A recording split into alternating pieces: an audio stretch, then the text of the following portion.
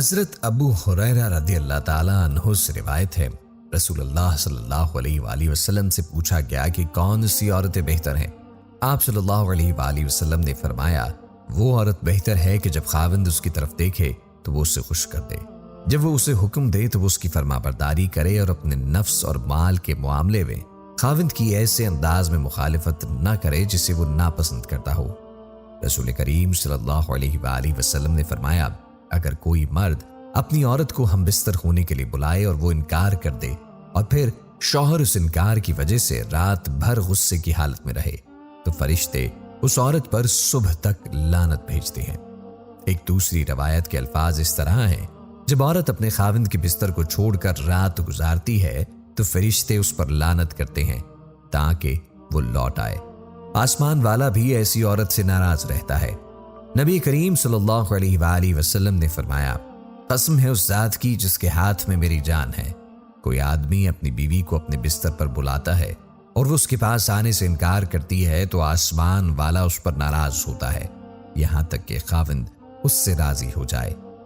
حضرت انس رضی اللہ تعالیٰ عنہ کہتے ہیں کہ رسول کریم صلی اللہ علیہ وآلہ وسلم نے فرمایا، جس عورت نے اپنی پاکی کے دنوں میں پابندی کے ساتھ 5 وقت کی نماز پڑھی، رمضان کی ادا اور قضا رکھے اور اپنی شرمگاہ کی حفاظت کی اور اپنے خاوند کی فرمانبرداری کی، تو اس عورت کے لیے یہ بشارت ہے کہ وہ جس دروازے سے چاہے جنت میں داخل ہو جائے۔ حضرت ابن عباس رضی اللہ تعالیٰ عنہ فرماتے ہیں کہ نبی کریم صلی اللہ علیہ وآلہ وسلم نے فرمایا، مجھے دوزخ دکھلائی گئی تو اس میں زیادہ تر عورتیں تھیں جو کفر کرتی ہیں۔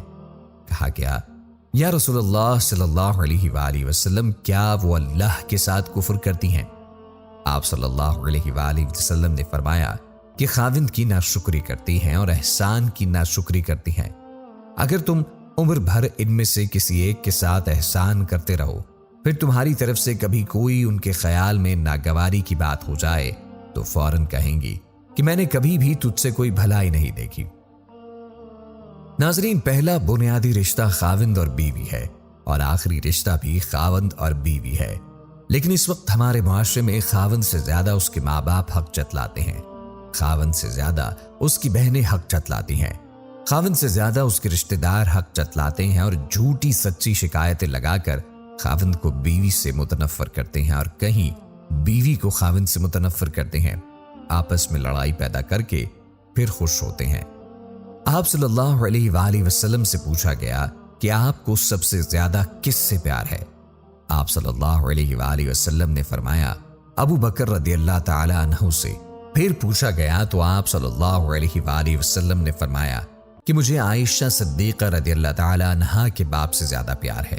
اما عائشہ چھوٹی عمر کی تھی، آپ صلی اللہ علیہ وآلہ وسلم انہیں آٹا گوندھ کر دیتے تھے، جب ان کو آٹا گوندنا آ گیا تو پھر چھوڑ دیا، ان کو سامنے بٹھا کر لقمے بنا کر کھلاتے تھے۔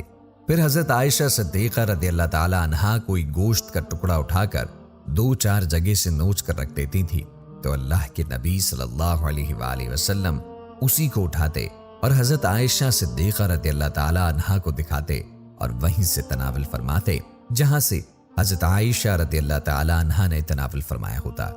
اور اسی طرح حضرت عائشہ صدیقہ رضی اللہ تعالی عنہا ایک گلاس اٹھاتی اور اس میں سے پانی پیتی تو حضور نبی کریم صلی اللہ علیہ وآلہ وسلم وہی گلاس اٹھاتے اور وہیں سے پانی پیتے جہاں سے حضرت عائشہ صدیقہ رضی اللہ تعالی عنہا کے ہونٹ لگے ہوتے۔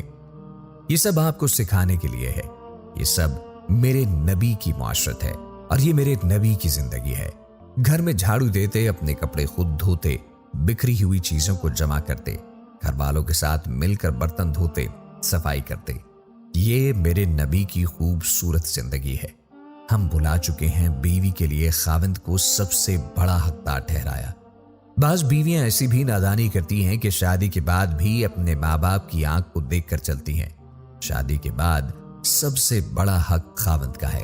ماں باپ پیچھے چلے جاتے ہیں، بہن بھائی پیچھے چلے جاتے ہیں، لیکن یہ نادانیاں بھی دیکھنے کو ملتی ہیں کہ شادی کے بعد بھی ماں باپ اپنے بچے کو اپنے قابو میں رکھنے کی ترکیبیں سوچتے ہیں تو وہ بھی اپنی بچی کا گھر برباد کر دیتے ہیں۔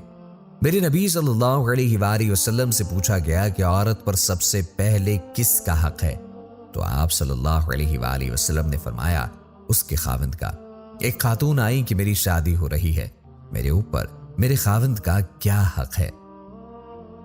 تو آپ صلی اللہ علیہ وآلہ وسلم نے ارشاد فرمایا، تیرے خاوند کے جسم پر پیپ سے بھرے زخم ہو اور تو اپنی زبان سے چاٹ چاٹ کر زخم صاف کرے تو تو نے اپنے خاوند کا حق ادا نہ کیا۔ خاوند کو سمجھایا کہ سب سے بہترین مسلمان وہ ہے جو بیوی سے اچھا سلوک کرتا ہے، اور میرا سب سے اچھا سلوک آپ صلی اللہ علیہ وآلہ وسلم ہمیں معاشرت سکھا رہی ہیں کہ ایک جہاد کے سفر سے واپس آ رہے ہیں، اما عائشہ صدیقہ رضی اللہ تعالی عنہا ساتھ ہیں۔ آپ نے صحابہ کرام رضوان اللہ علیہم اجمعین سے کہا کہ آگے چلے جاؤ، وہ سارے آگے چلے گئے۔ جب سارے نظروں سے غائب ہو گئے تو آپ صلی اللہ علیہ وآلہ وسلم نے فرمایا، عائشہ رضی اللہ تعالی عنہا دوڑ لگاؤ گی میرے ساتھ؟ عائشہ رضی اللہ تعالی عنہ نے فرمایا، جی ہاں لگاؤں گی۔ تو حضرت عائشہ رضی اللہ تعالی عنہا فرماتی ہیں کہ میں آگے نکل گئی، اللہ کے نبی صلی اللہ علیہ وآلہ وسلم پیچھے رہ گئے، چاہے آپ جان بوجھ کر ہی دل جوئی کے لیے آہستہ ہوئے ہوں۔ کچھ سال گزر گئے، پھر جہاد کے سفر سے واپسی ہو رہی ہے تو آپ صلی اللہ علیہ وآلہ وسلم نے صحابہ کرام رضوان اللہ تعالی علیہم اجمعین سے یہی کہا کہ آگے چلے جاؤ، پھر وہ غائب ہو گئے۔ تو پھر آپ صلی اللہ علیہ وآلہ وسلم نے فرمایا، عائشہ دوڑ لگاؤ گی؟ عائشہ صدیقہ رضی اللہ تعالی عنہا نے کہا، جی اللہ کے نبی۔ تو دوڑ لگائی۔ اس دفعہ نبی کریم صلی اللہ علیہ وآلہ وسلم جیت گئے۔ تو پھر حضور صلی اللہ علیہ وآلہ وسلم نے فرمایا، عائشہ تیرا میرا حساب برابر۔ حجت الوداع والے سال حضرت سعد بن ابی وقاص رضی اللہ تعالیٰ عنہ فرماتے ہیں کہ میں حجت الوداع والے سال بہت زیادہ بیمار ہو گیا تھا۔